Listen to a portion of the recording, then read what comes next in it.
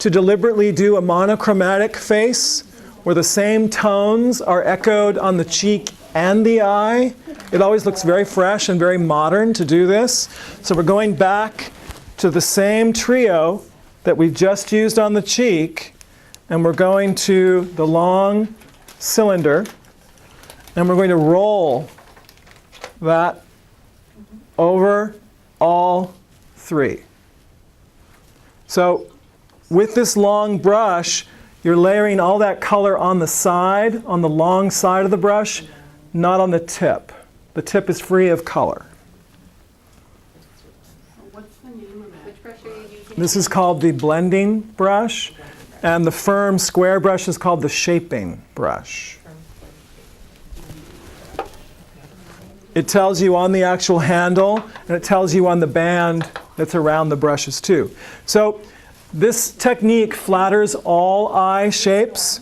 Everyone's eye will be flattered by this. What we're going to do is we're going to place color from the lashes to above the crease.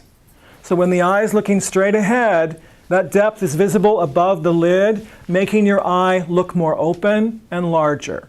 Regardless of what your eye shape is, it will work on all eye shapes. So you're laying the color down,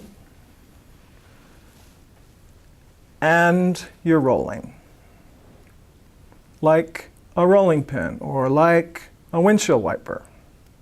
Once you touch that lid, the brush is staying fully in contact with the skin.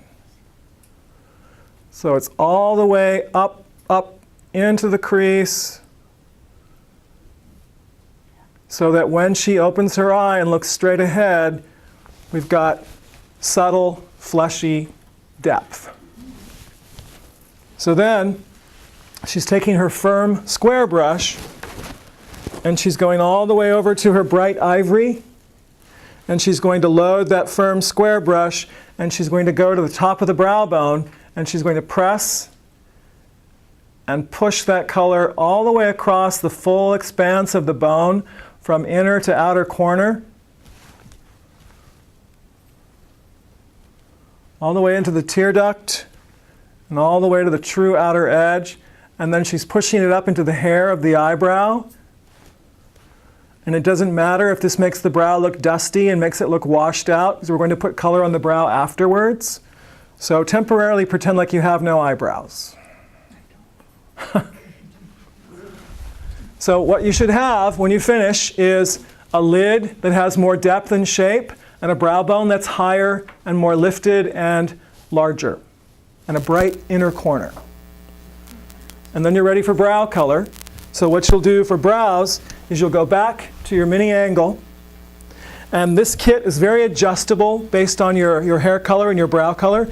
You can create all brow colors with this kit. So our model is kind of a darker brunette, so she would do well by using that coffee color all by itself for her brows, wet, with the angle brush. If she were more of a medium brunette with some more gold in her hair, she could mix the coffee and the bronze together to get a more medium brunette. If she were a true redhead, she'd mix her bronze and her rose, and she'd get a really nice terracotta color that works beautifully on redheads. If she were very blonde, she'd use that bronze color and then the ivory mixed to give her a medium taupey golden blonde color. If she truly has totally silver hair with no warmth, she could use her brown and her ivory together, and that gives you kind of a platinum color that looks appropriate on silver hair. Because on silver hair you don't actually want a silver eyebrow, you just don't want a brow that's golden or red. Okay, so for our model, we're going to use that coffee color by itself. So we'll load the brush, we're tapping it,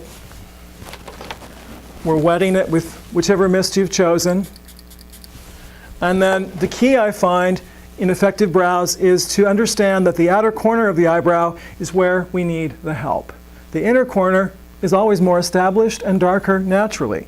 So to give yourself more color there where you don't need it always results in an eyebrow that's too dark in the inner corner and fades away in the outer corner. So what you want is to work against the hair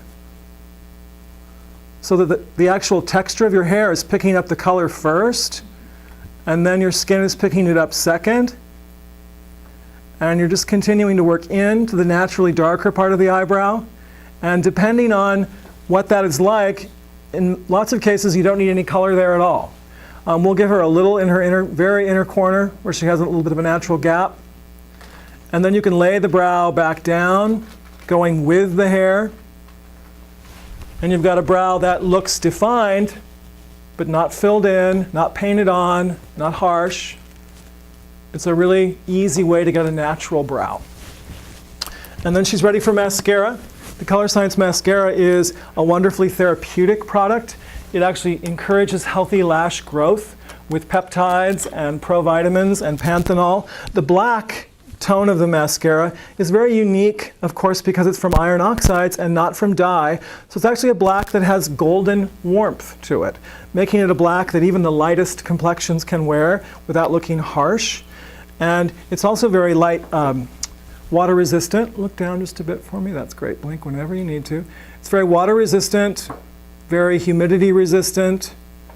And despite how stable it is, it's also really easy and not difficult on or hard on your lashes to cleanse off. So you get lots of conditioning, lots of stability, easy removal.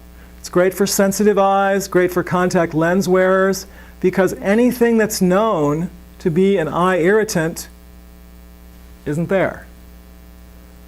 So if you've never had a good experience with mascaras, if they tend to irritate you or cause you to have problems, you'll have a great experience with this formula. So for a classic eye that we've just done, where all the color is focused on the upper part of the eye, my recommendation is mascara on the upper lashes only and liner on the upper lash only. If you've never done this, it's an interesting thing to try. Maybe do one eye like this when you're at home, of course. Doesn't have to be now. But do one eye like this and do one eye how you normally would. And I feel pretty confident to say that the eye that you've done like this will look bigger and younger. Bigger eyes look younger, smaller eyes look older. So it's a great way to give you that very awake, very fresh, open-looking eye, which is great in the morning or during the day. You can always add drama at night, but too much drama and framing and structure during the day tends to make our eyes look small and emphasize fatigue. Your sun-forgettable brush, of course, if you haven't incorporated it yet, would be a great time to do that. So, of course, remember to do your neck, do your ears, do all those vulnerable facial areas, overlapping rapid circles. And then, if you feel you need to, but not crucial, depends on how your skin looks, mist for more transparency. And that's the end of our workshop. As you finish up, let us know if we can help you with anything, if you need product that you can't find. Whatever you need, let us know. Thank you. Thank you, ladies, very much.